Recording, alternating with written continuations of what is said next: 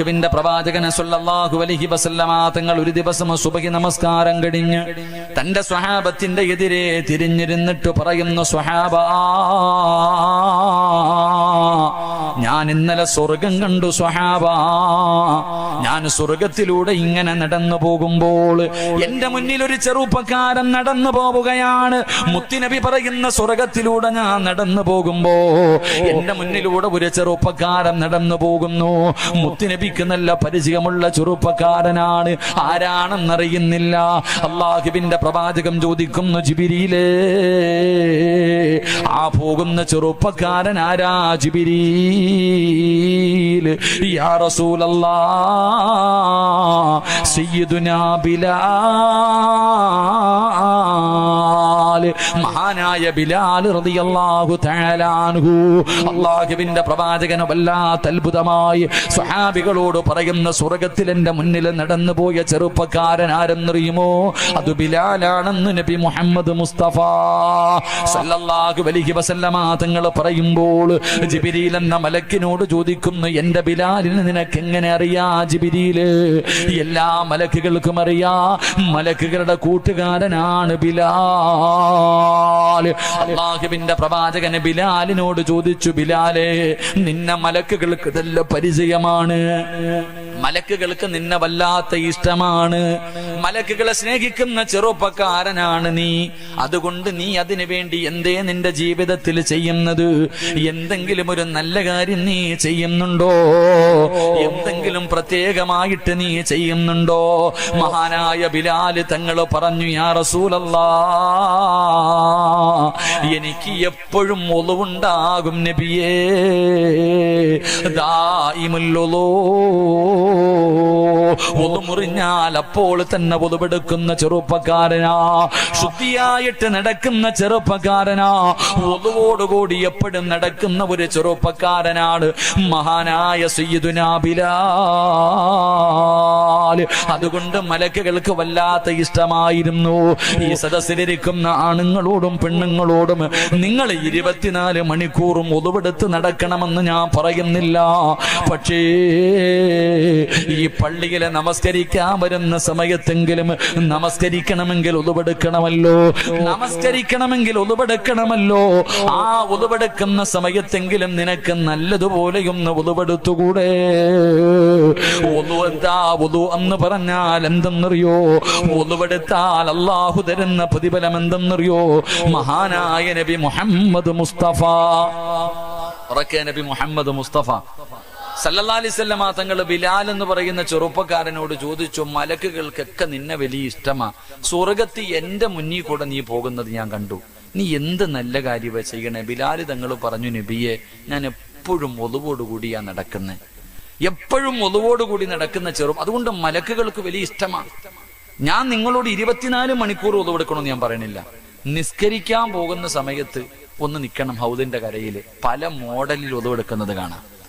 ഒന്ന് ഹൗദിന്റെ കരയിൽ നിൽക്കണമെന്നേ. ഏതൊക്കെ മോഡലാ ഒളിവെടുക്കുന്നറിയോ? 3 പ്രാവശ്യം വെള്ളം കോരി കൈയുടെ മുട്ടുവരെ ഇത്തിരി കൂടെ കയറ്റി കഴുകി അതിന് വേറെ പ്രതിഫലം ആലോചിക്കണം. മുട്ടുവരെ കഴുകിയാ മതി. ആ മുട്ടിനെക്കാളും അല്പം മുകളിലേക്ക് ആ കഴുകുന്നത് കയറ്റി കഴുകി അതിന് വേറെ പ്രതിഫലം. എന്നാ കഴുകാനാ പ്രവാചകൻ പറഞ്ഞു. ഇന്ന് ചെറുപ്പക്കാര് പള്ളിക്കാരെല്ലാം അങ്ങോട്ട് പോയി നോക്കിക്കേ. ഹൗദിന്റെ കരയിൽ നിന്നാ ഇവന് കഴുകാനൊന്നും സമയമില്ല. ഇവൻ ഈ വെള്ളത്തിന്റെ അകത്തിട്ട് 3 മുക്കല ഇങ്ങനെ. അല്ലാഹു അക്ബർ, 3 മുക്കലെന്നേ. എടാ, ഒരു 3 മുടി നനഞ്ഞാ മതി. നീ ഇങ്ങനെ പെയിന്റ് അടിക്കുന്നത് എന്തിനാടാ മോനെ? ഒന്ന് നല്ലതുപോലെ തടകിക്കൂടെ? നിനക്ക് നഷ്ടമൊന്നുമില്ലല്ലോ, നിനക്ക് നഷ്ടമൊന്നുമില്ലല്ലോ. എന്തേ പ്രതിഫലം? എന്തേ ഒളു എന്ന് പറഞ്ഞാൽ എന്താ? ഒളുവെന്ന് പറഞ്ഞാൽ എന്തിനാ ഒളുവെടുക്കുന്നത്? ഈ ഒളുവെടുത്താൽ അല്ലാഹു തരുന്ന പ്രതിഫലം എന്താ? മഹാനായ നബി മുഹമ്മദ് മുസ്തഫ സല്ലല്ലാഹു അലൈഹി അബൂ ഹുറൈറ റളിയല്ലാഹു തആല അൻഹു റിപ്പോർട്ട് ചെയ്ത ഹദീസിൽ കാണാം, 70,000 മലക്കുകളുമായിട്ട് ജിബ്രീൽ അലൈഹിസ്സലാം മുത്തുനബിയുടെ മുന്നിലേക്ക് ഇറങ്ങി വന്നു. ഒരു സ്വർണത്തിന്റെ സിംഹാസനം പ്രവാചകന്റെ മുന്നിൽ കൊണ്ടുവന്നിട്ടു. എന്നിട്ട് അതിനകത്ത് കയറിയിരുന്നിട്ട് ജിബ്രീൽ അലൈഹിസ്സലാം തന്റെ ചിറകു കൊണ്ട് ഭൂമിയിൽ അടിച്ചു. അടിച്ച സ്ഥലത്ത് നിന്ന് വെള്ളം പൊട്ടി വരാൻ തുടങ്ങി. ജിബ്രീൽ അലൈഹിസ്സലാം മുത്തുനബിയോട് പറഞ്ഞു കൊടുത്തു, നബിയെ, ഒളിവെടുക്കേണ്ടത് എങ്ങനെയാണെന്ന് കണ്ടുപഠിച്ചോ. എന്നിട്ട് ജിബ്രീൽ അലൈഹിസ്സലാം ഒളിവെടുത്ത് കാണിച്ചു കൊടുത്തു. പ്രവാചകനോട് പറഞ്ഞു ഇതുപോലെ ഉളുവെടുക്കാൻ. റസൂലുള്ളാഹി തങ്ങളും അതുപോലെ ഉളുവെടുത്തു. എന്നിട്ട് പ്രവാചകൻ തന്റെ സ്വഹാബികളോട് പറഞ്ഞു, സ്വഹാബ, എങ്ങനെയാ ഉളുവെടുക്കേണ്ടതെന്ന് നിങ്ങൾ കണ്ടുപിടിച്ചോ. ലോകത്തിന്റെ നേതാവ് ഉളുവെടുത്ത് കാണിച്ചു കൊടുത്തു. എന്നിട്ട് പറഞ്ഞു, ഞാൻ ചെയ്ത് കാണിച്ചു തന്നതുപോലെ നിങ്ങൾ ആരെങ്കിലും ഉളുവെടുത്താൽ നിങ്ങളുടെ ജീവിതത്തിൽ ചെയ്ത പാവങ്ങൾ മുഴുവനും അള്ളാഹു പുറത്തു തരുമെന്ന് നബി മുഹമ്മദ് മുസ്തഫ. മോനെ, പ്രവാചകന് കാണിച്ചു തന്നതുപോലെ നീ ഒന്ന് ഉളുവെടുത്താൽ നിന്റെ കണ്ണുകൊണ്ട് കണ്ട പാപമുണ്ടല്ലോ, നിന്റെ ചെവി കൊണ്ട് കേട്ട പാപമുണ്ടല്ലോ, നാവ് കൊണ്ട് പറഞ്ഞ പാപമുണ്ടല്ലോ, കൈ കൊണ്ട് പിടിച്ച പാപമുണ്ടല്ലോ, കാലുകൊണ്ട് നടന്ന പാപമുണ്ടല്ലോ, അള്ളാഹു നിനക്ക് പുറത്തു തരുമെന്ന് നബി മുഹമ്മദ് മുസ്തഫ.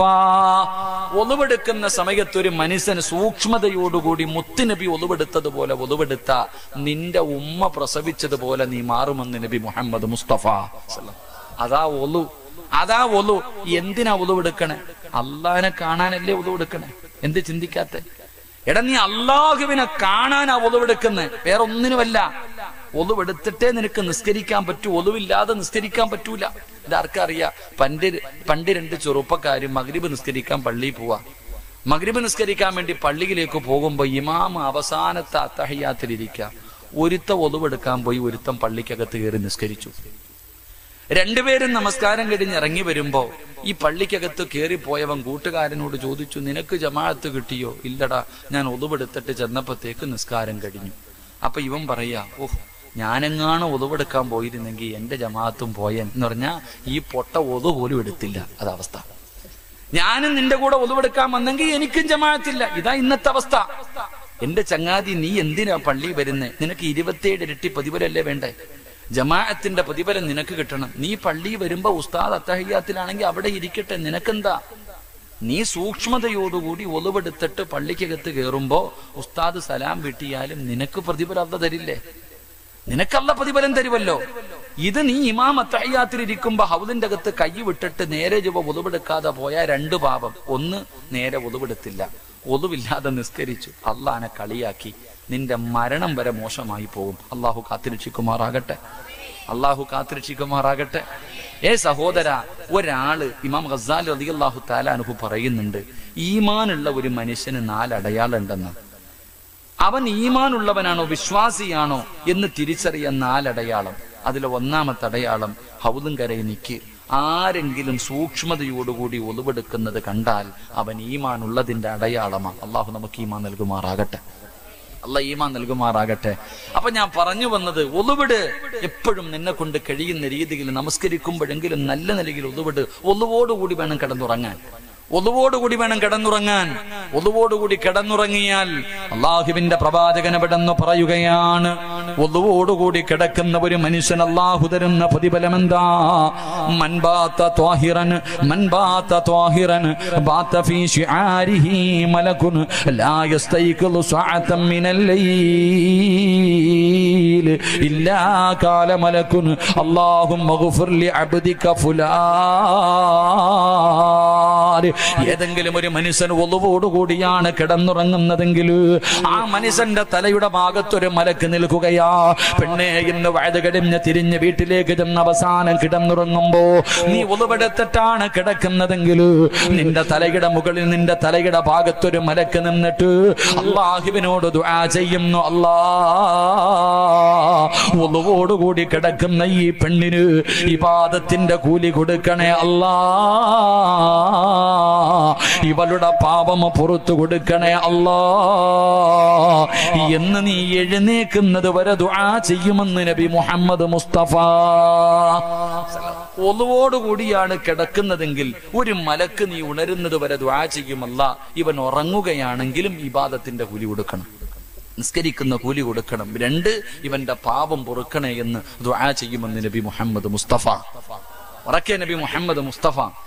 അപ്പൊ കിടക്കുമ്പോ ഒളിവെടുത്തിട്ട് അപ്പൊ ചോദിക്കും, ഉസ്താദെ, ഭാര്യയെ തൊട്ടാ ഒളിവ് മുറിയുമല്ലോ? മുറിയും.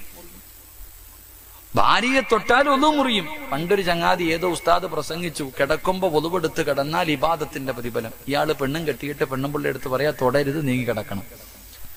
ഭാര്യയുടെ പറയും, എന്നെ തൊടരുത്, ഒളിവ് മുറിയും, നീ കിടക്കാൻ. ഇങ്ങനെ കിടന്നാലോ? അങ്ങനെ കിടക്കണമെന്നല്ല, നീ ഒളിവോടുകൂടി കിടക്ക്. എന്റെ ഭാര്യ തൊട്ട മുറിഞ്ഞാ മുറിയട്ടെ, മുറിയട്ടെ, കിടക്കുമ്പോ ഒളുവോടുകൂടി കിടക്ക്. അള്ളാഹു നമുക്ക് ഈമാൻ നൽകുമാറാകട്ടെ.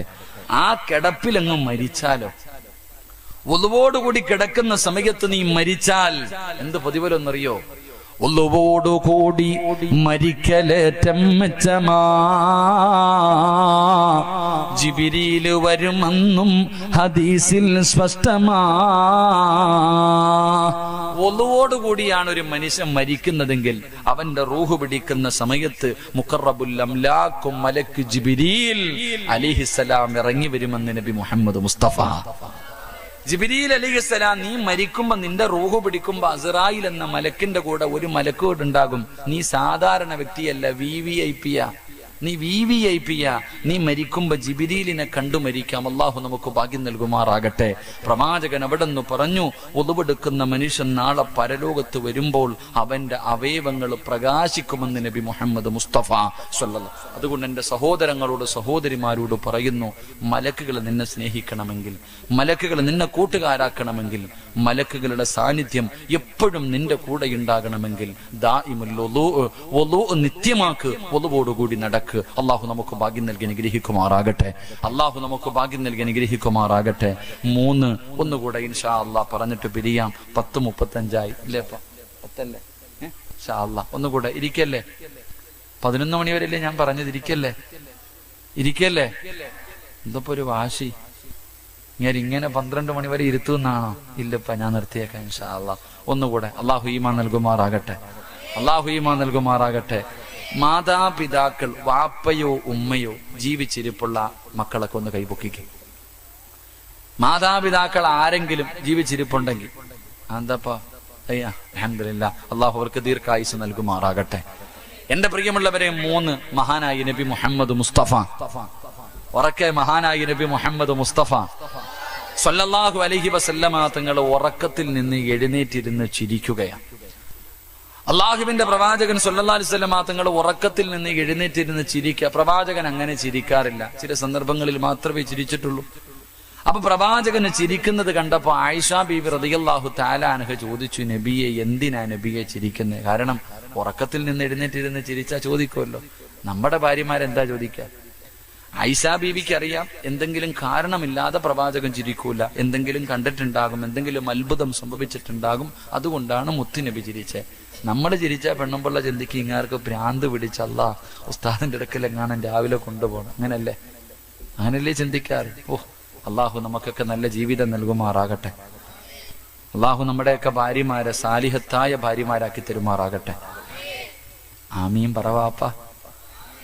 നിന്റെ പെണ്ണുമ്പുള്ള തലതിരിഞ്ഞു പോയാ കഴുത്തറുത്തിട്ട് കണ്ടവന്റെ കൂടെ ഒളിച്ചോടുന്ന പെണ്ണുങ്ങളുടെ കാലവാ. അള്ളാഹു കാത്തുരക്ഷിക്കുമാറാകട്ടെ. അള്ളാഹു നമ്മുടെ ഭാര്യമാരെയൊക്കെ സാലിഹത്തായ ഭാര്യമാരാക്കി തരുമാറാകട്ടെ. ഇവിടത്തെ പെണ്ണുമ്പിള്ളയെ സ്വർഗത്തിൽ ഭാര്യയായിട്ട് കിട്ടണമെന്ന് ആഗ്രഹമുള്ള ഭർത്താക്കന്മാരൊന്ന് കൈവക്കിക്കേ.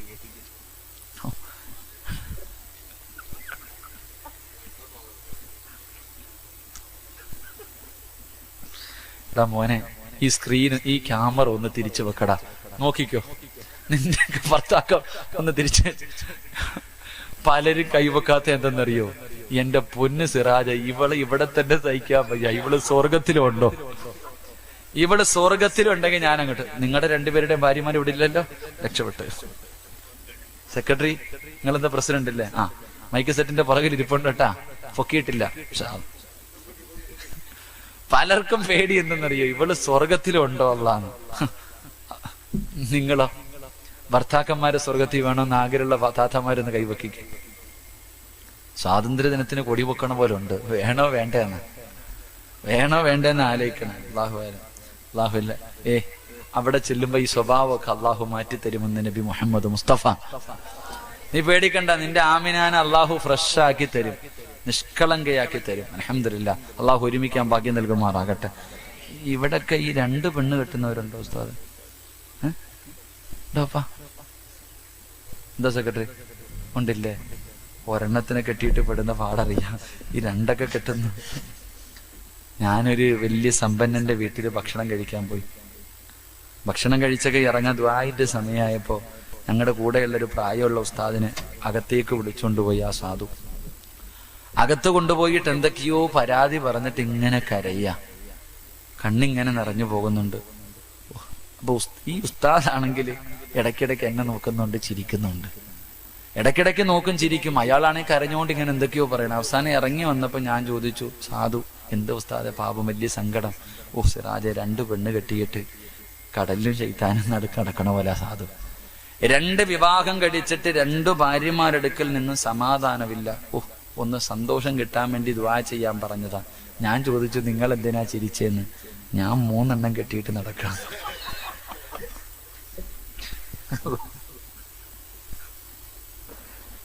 ഈ പാവപ്പെട്ട 3 എണ്ണം കെട്ടിയിട്ട് എവിടെന്നാ ഇനി വന്ന ഇതാവസ്ഥ. അള്ളാഹു നമുക്കൊക്കെ നല്ല ജീവിതം നൽകുമാറാകട്ടെ.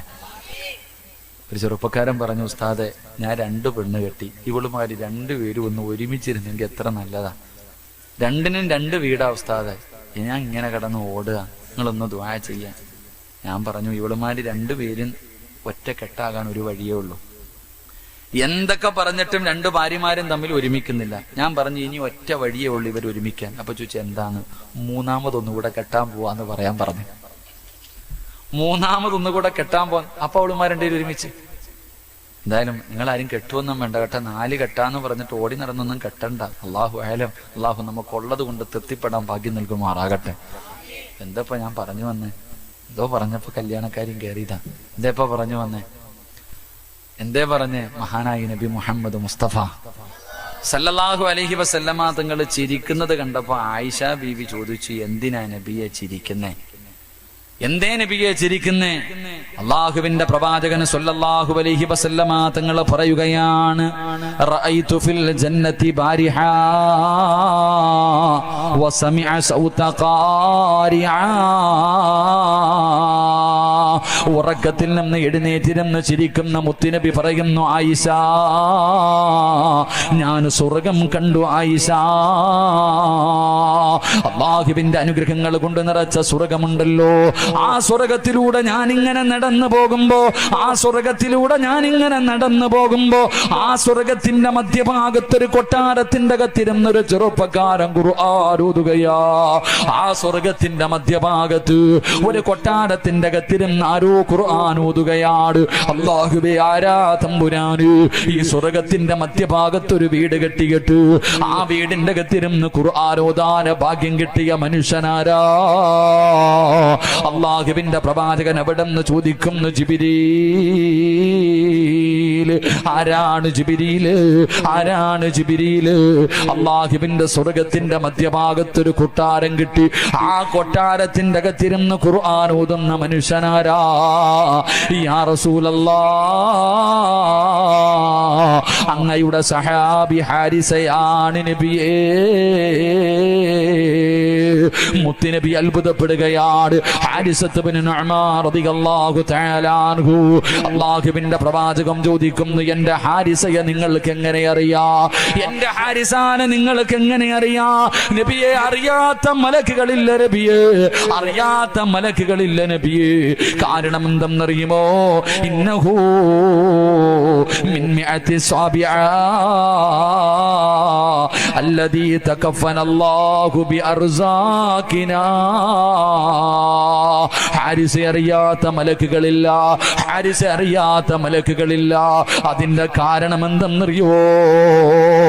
അല്ലാഹു സ്വർഗ്ഗത്തിൽ ഭക്ഷണം കൊടുക്കുന്ന സ്വഹാബിയാണ് ഹാരിസത്ത് ഇബ്നു നുഅ്മാൻ. അല്ലാഹു സ്വർഗ്ഗത്തിൽ ഭക്ഷണം കൊടുക്കുന്ന സ്വഹാബിയാ. പ്രവാചകൻ അവിടെ നിന്ന് അത്ഭുതപ്പെടുകയാണ്. അല്ലാഹുവിന്റെ പ്രവാചകൻ ഇത് പറഞ്ഞു കൊടുക്കുമ്പോ ആയിഷ ബീബി റളിയല്ലാഹു തആല അൻഹ അവിടെ നിന്ന് ചോദിക്കുന്നു, നബിയേ, യാ റസൂലല്ലാഹ്, അല്ലാഹുവിന്റെ പ്രവാചകരേ, സ്വർഗ്ഗത്തിൽ സ്വന്തമായിട്ടൊരു വീട്, സ്വർഗ്ഗത്തിന്റെ മധ്യഭാഗത്ത് സ്വന്തമായിട്ടൊരു ഭവനം, അതുമാത്രമല്ല അല്ലാഹു സ്വർഗ്ഗത്തിൽ ഭക്ഷണം കൊടുക്കുന്ന സ്വഹാബിയാ. ഇത് കിട്ടാനുള്ള കാരണം എന്താ? ആയിഷ കദാകൽ ബിർറു, തന്റെ മാതാപിതാക്കൾക്ക് ഗുണം ചെയ്തതിന് അല്ലാഹു കൊടുത്ത പ്രതിഫലമാണെന്ന് നബി മുഹമ്മദ് മുസ്തഫ സല്ലല്ലാഹു അലൈഹി വസല്ലമ തങ്ങൾ നോക്കുമ്പോ സ്വർഗ്ഗത്തിന്റെ മധ്യഭാഗത്ത് ഒരു കൊട്ടാരത്തിന്റെ അകത്തിരുന്നൊരു ചെറുപ്പക്കാരൻ ഖുർആൻ ഓതുകയാണ്.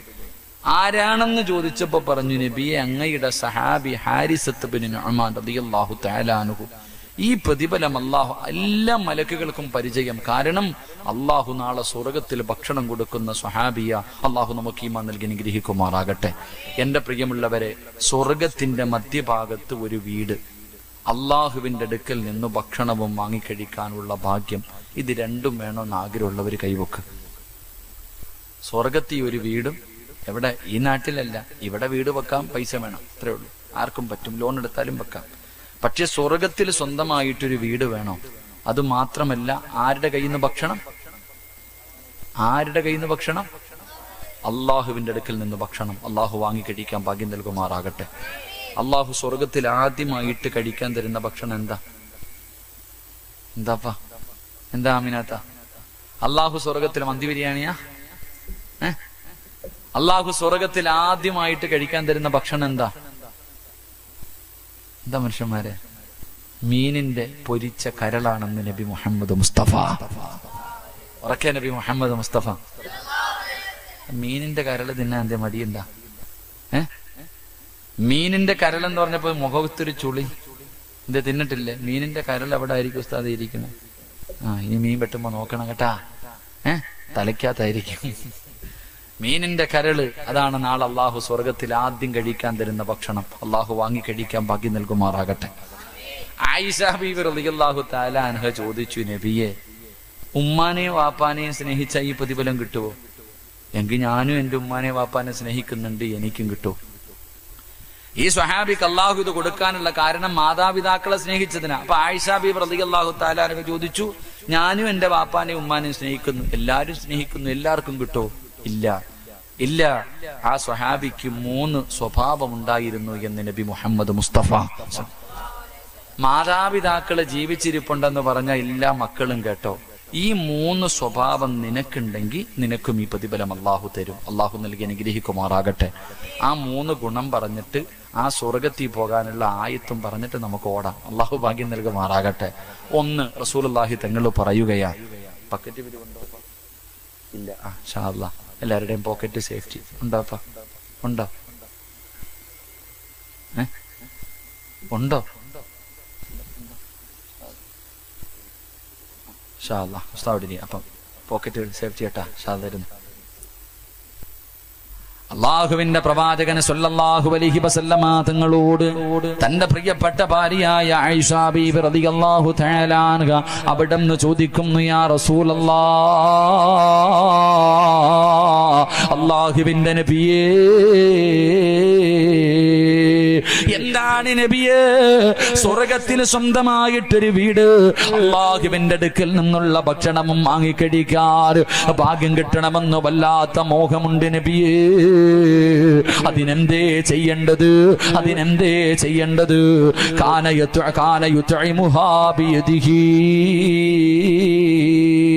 ഉമ്മയുടെ കയ്യിൽ നിന്ന് ഭക്ഷണം വാങ്ങിക്കഴിക്കാത്ത ഒരു മകനുമില്ല, ഒരു പെണ്ണുമില്ല. ഉമ്മയുടെ കയ്യിൽ നിന്ന് വാപ്പയുടെ കയ്യിൽ നിന്ന് ഭക്ഷണം വാങ്ങിക്കഴിക്കാത്ത ഒരാണോ പെണ്ണോ ഈ സദസ്സിലില്ല. ഇന്നും നമുക്ക് കൊതിയാണ്, നമ്മുടെ ഉമ്മയുടെ കയ്യിൽ നിന്ന് ഭക്ഷണം വാങ്ങിക്കഴിക്കാൻ വല്ലാത്ത മോഹമാണ്. എങ്കിലും കൈ പൊക്കിയവരോട് ഞാനൊരു ചോദ്യം ചോദിക്കട്ടെ, മനുഷ്യ, ഇന്ന് വരെ നീ നിന്റെ ഉമ്മയ്ക്ക് ഭക്ഷണം വാരിക്കൊടുത്തിട്ടുണ്ടോ? പെങ്ങളെ പെറ്റ തള്ളയ്ക്ക്, നിനക്ക് ജന്മം തന്ന നിന്റെ വാപ്പ, നിന്നെ ഒരുപാട് കഷ്ടപ്പെട്ട് വളർത്തിയ നിന്റെ ഉപ്പ, നിന്റെ ഉപ്പയ്ക്ക് നീ ഇന്ന് വരെ ഒരു ദിവസമെങ്കിലും, ഒരു നേരമെങ്കിലും, ഒരു പ്രാവശ്യമെങ്കിലും നിന്റെ കൈ കൊണ്ട് ഭക്ഷണം വാരിക്കൊടുത്തിട്ടുണ്ടോ? പറ ചെറുപ്പക്കാരാ, പറ സഹോദരാ, നിന്റെ ഉമ്മയ്ക്കും വാപ്പയ്ക്കും നീ ഇന്ന് വരെ ഭക്ഷണം വാരിക്കൊടുത്തിട്ടുണ്ടോ? വാരിക്കൊടുത്താൽ അള്ളാഹു നിനക്ക് പ്രതിഫലം തരുമെന്ന് നബി മുഹമ്മദ് മുസ്തഫ. ഉമ്മയ്ക്കും ഉപ്പയ്ക്കും ഭക്ഷണം വാരിക്കൊടുക്കുന്ന ഏതും മകനാവുള്ളത്? നിനക്കതിന് സമയമില്ലല്ലോ. ഉമ്മാന് ഭക്ഷണം വാരിക്കൊടുക്കാൻ നിനക്ക് എവിടെയാ സമയം? എവിടെയാ? ഉസ്താദേ, ഞാൻ വാരിക്കൊടുത്താ ഉമ്മ തിന്നുവോ? പോയി ചോദിക്കടാ ചെറുപ്പക്കാരാ. ഇന്ന് വാഴ്ന്നു കഴിഞ്ഞ് പിരിഞ്ഞ് നിന്റെ വീട്ടിലേക്ക് കടന്നു ചെന്നു, ഇല്ലെങ്കിൽ നാളെ എപ്പോഴെങ്കിലും ഒരു സമയം പടച്ചവനെ നിന്റെ ഉമ്മയ്ക്ക് നിന്റെ ഭാര്യ ഭക്ഷണവുമായി ചെല്ലുമ്പോ കയ്യിൽ വാങ്ങിയിട്ട് പറയാ ഞാൻ കൊടുക്കാം എന്ന് പറഞ്ഞിട്ട് നിന്റെ ഉമ്മാന്റെ റൂമിലേക്ക് കടന്നു ചെല്ലണം. പ്രായം ചെന്ന് പ്രായം ചെന്ന് തൊലിയെല്ലാം ചുളുങ്ങിയ ആ പാവം തള്ളയെ ഇങ്ങനെ നീ ഒന്ന് കെട്ടിപ്പിടിച്ചിട്ടൊരു ചുംബനം കൊടുക്കണം. അല്ലാ, ഉമ്മയ്ക്ക് എന്തിഷ്ടമെന്നറിയോ മോനെ? ഉമ്മായിക്ക് നീ ഒരു ഉമ്മ കൊടുത്താ മോനെ, നീ എപ്പോഴും ചെറുപ്രായത്തിൽ നിന്റെ ഉമ്മയ്ക്ക് ഉമ്മ കൊടുക്കാതെ നീ എങ്ങും പോയിട്ടില്ല. പക്ഷേ ഇന്ന് നീ വളർന്നു ഭാര്യയും മക്കളുമായപ്പോ പെറ്റതള്ളയെ ഒന്ന് നോക്കാൻ പോലും നിനക്ക് സമയമില്ല. എങ്കിലും നാളെ ഉച്ചയ്ക്ക് ഭക്ഷണം എടുക്കുമ്പോ ഉമ്മാന്റെയും വാപ്പാന്റെയും റൂമിൽ ചെന്നിട്ട് ആ പാവം മാതാപിതാക്കളുടെ കവിളിൽ ഒരു ഉമ്മ കൊടുത്തിട്ട് ഉമ്മയോട് ചോദിക്കണം, ഉമ്മാ എനിക്കൊരാഗ്രഹമുണ്ടുമ്മ, സാധിച്ചു തരുവോ? എന്തേടാ മോനെ, എന്തേടാ മോനെ? ഉമ്മ എനിക്കൊരുപാട് ഭക്ഷണം വാരി തന്നിട്ടുണ്ടല്ലോ. ഈ കാണുന്ന ശരീരമൊക്കെ എന്റെ ഉമ്മ പട്ടിണി കിടന്നിട്ട് എനിക്ക് തന്ന് വളർത്തിയതാണല്ലോ. അതുകൊണ്ടുമ്മാ എനിക്കൊരിക്കലെങ്കിലും എന്റെ ഉമ്മാനൊന്ന് ഭക്ഷണം വാരിത്തരണമെന്ന് കൊതിയുണ്ടുമ്മാ. നോക്കടാ മോനെ, ഇത് ചോദിക്കുമ്പോ നിന്റെ ഉമ്മാന്റെ കണ്ണിലൊന്ന് നോക്കണം. നിന്റെ വാപ്പ കരയുന്നത് നിനക്ക് കാണാ, സന്തോഷത്തിന്റെ കണ്ണുനീരാ. സഹോദരാ, അള്ളാന്റെ റസൂല് പറയുകയാണ്, നിന്റെ ഉമ്മയ്ക്കും വാപ്പയ്ക്കും നീ ഭക്ഷണം വാരി കൊടുക്ക. നാളെ അല്ലാഹ് നിനക്ക് ഈ പ്രതിഫലം തരുമെന്ന് നബി മുഹമ്മദ് മുസ്തഫ. ചില സഹോദരിമാരിരുന്ന് കരയുന്ന, ഉസ്താദേ എന്റെ ഉമ്മാന് വാരി കൊടുക്കണമെന്ന് എനിക്ക് മോഹമുണ്ട്, എന്റെ വാപ്പയ്ക്ക് വാരി കൊടുക്കാൻ ആഗ്രഹമുണ്ട്. രണ്ടുപേരും ഈ പള്ളിപ്പറമ്പില് ഖബറിന്റെ അകത്താണല്ലോ, എനിക്കതിനുള്ള ഭാഗ്യമില്ലല്ലോ. വാപ്പാ, നിനക്ക് അങ്ങനെയെങ്കിലും ഒന്ന് തോന്നിയാ മതി നിനക്ക് രക്ഷപ്പെടാൻ. അതുകൊണ്ട് സഹോദരാ, മാതാപിതാക്കൾക്ക് നിന്റെ കൈ കൊണ്ട് നീ ഭക്ഷണം വാരി കൊടുക്ക്. അല്ലാഹ് നിനക്ക് ഈ പ്രതിഫലം തരുമെന്ന് നബി മുഹമ്മദ് മുസ്തഫ. നബി മുഹമ്മദ് മുസ്തഫ ഉമ്മയ്ക്ക് ഭക്ഷണം വാരി കൊടുത്തിട്ടുള്ള എത്ര മക്കളാ ഉള്ളെ? ഒന്ന് കൈവക്കിക്ക്, കാണാനുള്ള കൊതി കണ്ട. നിന്റെ കൈ കൊണ്ട് ഒരു പ്രാവശ്യമെങ്കിലും നീ വാരി കൊടുത്തിട്ടുണ്ടോ? ഇല്ലല്ലോ പെങ്ങളെ. ആലോചിച്ച് നോക്ക്, നീ എന്തിനാ ജീവിക്കണേ? പെറ്റ തള്ളയ്ക്ക് നീ ഭക്ഷണം വാരി കൊടുക്കണം. നീ ഒരു പെണ്ണല്ലേ, എന്ത് നിനക്കത് തിരിയാത്തെ? പ്രസവ വേദനയെ കുറിച്ച് പറയണ നിനക്ക് സമയമില്ലല്ലോ. കാരണം ഗൾഫുകാരനായ ഒരു ഭർത്താവും പിന്നെ മക്കളുണ്ടല്ലോ, അത് മതിയല്ലോ. പെറ്റ തള്ളയെ നോക്കാൻ നിനക്ക് സമയമില്ല അല്ലേ സഹോദര? എല്ലാം നല്ല നിലയിലായപ്പോ നിനക്ക് AC റൂം, ഡബിൾ കോട്ട്, കട്ടില്, കറങ്ങുന്ന ലൈറ്റ്, ഉമ്മ താഴെ പായും വിരിച്ചിട്ട് ഉമ്മായിക്കൊരു പരാതിയില്ല. കാരണം ഉമ്മ തറയിൽ തന്നെ കടന്ന് പഠിച്ചതാ. ആ പാവം അള്ളാഹു ദീർഘായുസ് നൽകുമാറാകട്ടെ. എന്റെ പ്രിയമുള്ളവരെ, സ്വഹാബിക്കുണ്ടായിരുന്ന ഒരു ഗുണം, ഉമ്മയ്ക്ക് ഭക്ഷണം വാരി കൊടുക്കുമായിരുന്നു. 2 അവിടെ നിന്ന് പറയുന്നുണ്ട്, വലം യസ്തഫീംഹാ കലാമുൻ കത്തു. ഉമ്മയുടെയും വാപ്പയുടെയും മുന്നിൽ ശബ്ദമുയർത്താത്ത മകനാണെന്ന് നബി മുഹമ്മദ് മുസ്തഫ. ഉമ്മായുടെയും വാപ്പായുടെയും മുന്നിൽ ആ മകൻ ശബ്ദം ഉയർത്തൂല. അള്ളാന്റെ ഖുർആൻ പറഞ്ഞു, എന്ന് പറയുന്ന വാക്കുപോലും നിങ്ങളുടെ മാതാപിതാക്കളോട് നിങ്ങൾ പറയരുത്. ഇന്ന് നമ്മൾ പറയണത് എന്താ അല്ലേ? നാലിക്ക് ഉമ്മാനെയും വാപ്പാനെയും ഭരിക്കുന്ന മക്കളുടെ കാലമാ. നീ വാപ്പാനെ ഭരിക്കാനായില്ലേ മോളെ? നിന്റെ ഉമ്മാനെ ഭരിക്കാൻ നീ വളർന്നു പോയി, ഇത്രയ്ക്ക് നീ വളർന്നു. ഇന്ന് ഉമ്മയുടെ ദുആ കൊണ്ട്, ഉമ്മ ദുആ ചെയ്തു, ഉസ്താദിനെ കാണുമ്പോ നിസ്കരിക്കുമ്പോ ഉമ്മ ദുആ ചെയ്യും, അല്ലാ എന്റെ മോന് ഗൾഫിൽ പോണോ, അല്ലാ ഒരു ജോലി കിട്ടണം, അല്ലാ. ഉമ്മ ദുആ ചെയ്തു, നീ എങ്ങനെയെങ്കിലും ഒന്ന് ഗൾഫിൽ പോയി, അല്ലാഹുവേ നല്ല ഒരു ജോലി കിട്ടാൻ ദുആ ചെയ്തു, നിനക്കൊരു ജോലി കിട്ടി. അത് കഴിഞ്ഞിട്ട് ഉമ്മ ദുആ ചെയ്തു, അല്ലാ എന്റെ മോന് നല്ല ഒരു പെണ്ണിനെ കിട്ടണേ, അല്ലാ. അല്ലാ നിനക്കത് തന്നു, ഒരു പണക്കാരന്റെ മകളെ തന്നെ നിനക്ക് തന്നു. ഉമ്മ നിർത്തിയില്ല, ഉമ്മ ദുആ ചെയ്തു, അല്ലാ എന്റെ മോന് ഒരു സാലിഹായ പെണ്ണിനെ കിട്ടി, മക്കളെ കൂടെ കൊടുക്കണേ, അല്ലാ. നിനക്കല്ല മക്കളെയും തന്നു. ഉമ്മ പിന്നെയും ദുആ ചെയ്തു, അല്ലാ എല്ലാവർക്കും വീടായി, എന്റെ മോന് കൂടെ ഒരു വീട് കൊടുക്കണേ, അല്ലാ. അങ്ങനെ നിനക്ക് വീടുമായി. ഇതെല്ലാം നിനക്ക് കിട്ടിയപ്പോ ഇന്ന് ഉമ്മാനോട് നീ പറയണ എന്തെന്നറിയോ? വല്ലതും തിന്നിട്ട് ഈ വീടിന്റെ അകത്ത് കടന്നോണം, മിണ്ടിപ്പോകരുത്. നീ നിന്റെ ഉമ്മാനെ ഭരിക്കാനായി പോയി. നിനക്ക് വലിയ ആളായപ്പോ വാപ്പാനെ നീ ഭരിക്കാനായി പോയി. അള്ളാഹു കാത്തിരക്ഷിക്കുമാറാകട്ടെ. അല്ലേ പെണ്ണെ, ഉമ്മാനെ നോക്കിയിട്ട് എത്ര നാളായി? കിട്ടിയവനും മക്കളും പോരെ നിനക്ക്? ആ കിളവിയെ നോക്കാൻ പോകാൻ നിനക്ക് അവിടെ സമയമില്ലേ? അല്ലേ? ഗൾഫിൽ പോയി, ഗൾഫിലാ. ഉമ്മ ചോദിക്കും, മോനെ എന്നെ കൂടെ കൊണ്ടുപോടാ. ഇല്ല. ഓ പൈസ ഇല്ല ഉമ്മ, വിസ അടിക്കാൻ വലിയ പാടാ ഉമ്മ, കെട്ടിയ പെണ്ണിനെ ഗൾഫിൽ കൊണ്ടുപോയി കൂടെ നിർത്തിയിരിക്കുക. കൊല്ലങ്ങളായിട്ട് ഉമ്മ ചോദിക്കുന്നു ഒന്ന് കൊണ്ടുപോകാം. ഒരു ദിവസം പെട്ടെന്ന് ഉമ്മാനോട് പറയാ, ഉമ്മ വിസ എടുത്തിട്ടുണ്ട്, വരണം കേട്ടോ. ഉമ്മ വിചാരിക്കുക എന്റെ മോനല്ലാ എന്നോട് സ്നേഹമുണ്ടവന്, എന്നെ കാണാനുള്ള കൊതി കൊണ്ടായിരിക്കും എന്നെ വിളിക്കണത്. ഉമ്മ ഇവിടെ നിന്ന് ഗൾഫിൽ പോയി. അവിടെ ചെന്നപ്പോഴാ അറിയണേ എന്തിനാ കൊണ്ടുപോയെന്നറിയോ? പെണ്ണും പിള്ളയുടെ പ്രസവം എടുക്കാൻ. അള്ളാഹു ഈമാൻ നൽകുമാറാകട്ടെ. എന്തിനാ കൊണ്ടുപോയെ? മക്കളിങ്ങനെ ഭയങ്കര സ്നേഹം കാണിച്ചു വരുമ്പോ പെണ്ണുമ്പിള്ള പ്രസവിക്കാറായി. ഒരുത്തിയെ വിളിച്ചു നിർത്താൻ 40 ദിവസത്തിന് 40,000 കൊടുക്കണം. ഉമ്മയാകുമ്പോ 5 പൈസയും കൊടുക്കണ്ടല്ലേ അല്ലേ? ചെറുപ്പക്കാരൻ പാപ്പായോട് ഇന്ന് വരെ വിളിക്കത്തുമില്ല, ചിലവനും കൊടുക്കത്തില്ല, സ്നേഹവും കാണിക്കത്തില്ല.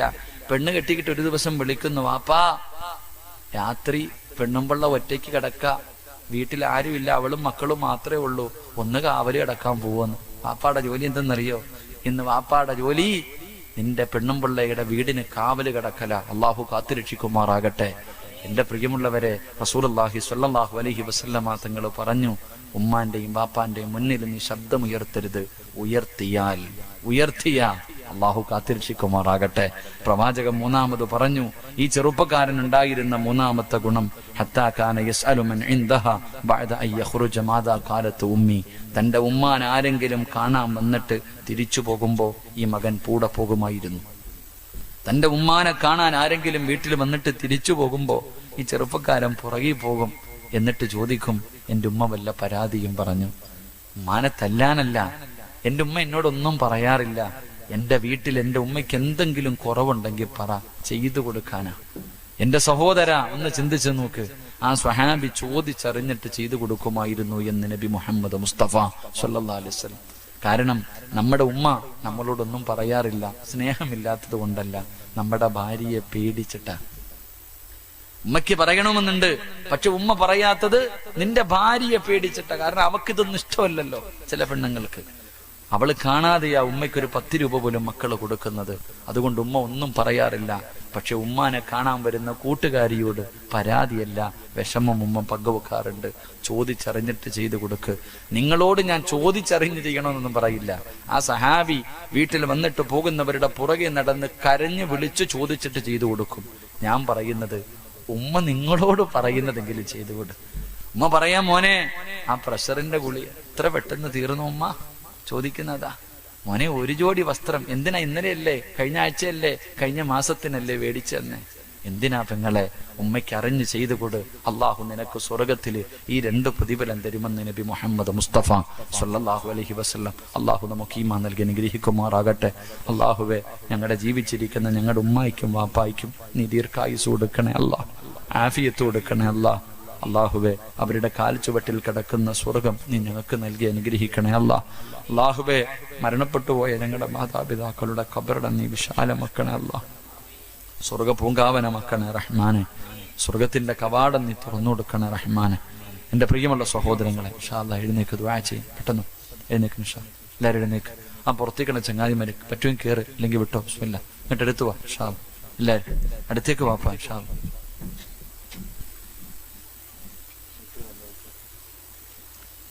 വാപ്പ ഇങ്ങോട്ട് അടുത്ത് ചങ്ങായിമാരെ മൊബൈലൊക്കെ കളഞ്ഞിട്ട് ഇങ്ങോട്ട് വാ ഇൻഷാ അല്ലാഹ്. എല്ലാവരും അൽഹംദുലില്ലാഹ് ഒരു 3 സ്വലാത്ത്. സ്വല്ലല്ലാഹു അലാ മുഹമ്മദ്